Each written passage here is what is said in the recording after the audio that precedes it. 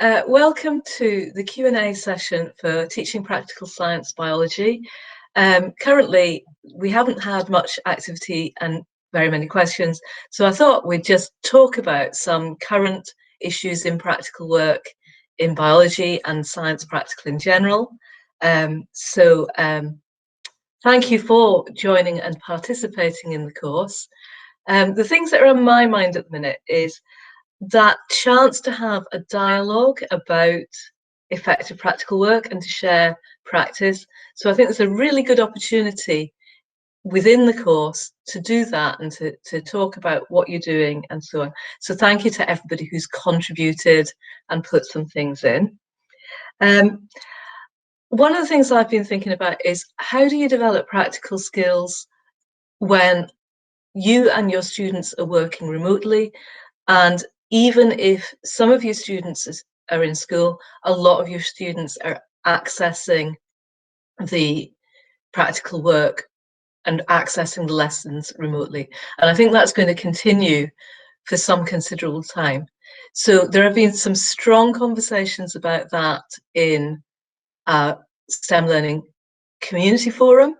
And if you want to find those conversations, you can just go to the STEM Learning website, and if you find at the top right STEM community, you can click on that and you just use your STEM Learning login details, your username, which is usually your email address, and your password, and you can get into those conversations and find some like-minded people to discuss practical work with.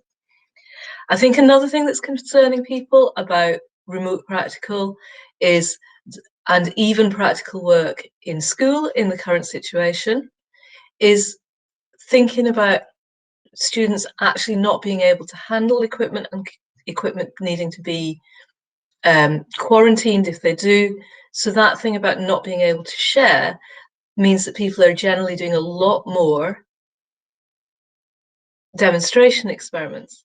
So something that I think is really reassuring about that is some evidence from University of York, Practical Assessment in Secondary Science project, says that demonstrations that are well thought out and where you think about the kinds of things that we thought about in the course, about what is the purpose of this practical, how to show students success criteria and effective questioning within that demonstration, the evidence from PASS is saying that actually, when you look at students' ability to understand and apply their knowledge from those practicals, a demonstration can be at least, if not more effective than students doing a hands-on practical.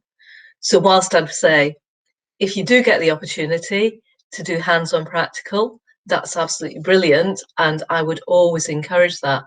But don't be concerned that if you're having to do demonstration practical, it's detrimental to your students' learning, because, as I say, there's that evidence coming through from University of York where they've looked at students' understanding.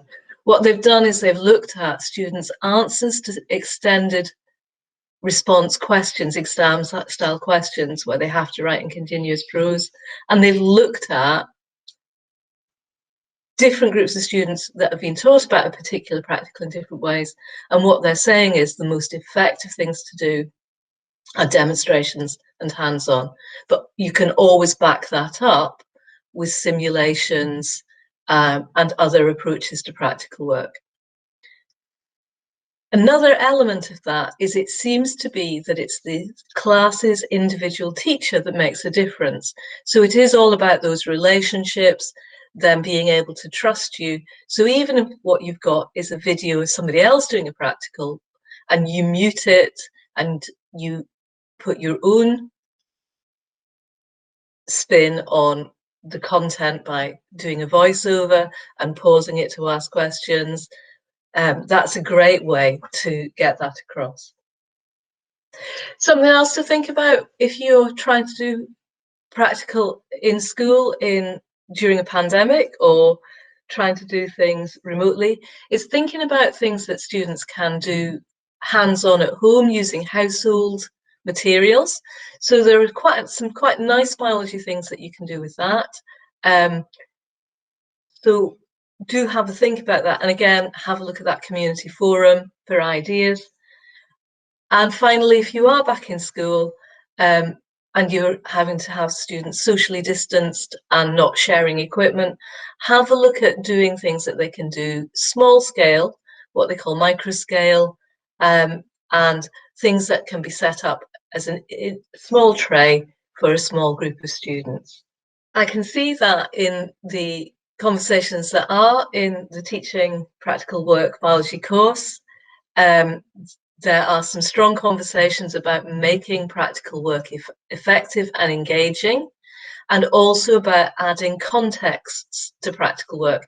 In other words, linking them to students' everyday experience and real-life examples.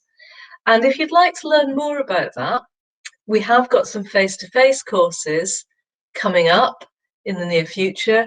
We've got, in the UK, we've got some A-level courses, NY313, 312 and 314, which are teaching A-level practical work. And we've also got, coming up in early October 2021, so plenty of time to have a look at that online and see if it's for you, teaching effective practical work for GCSE science, and those are NY316, 317 and 318. So well worth a look if you're in the UK, and these are bursary funded for state schools.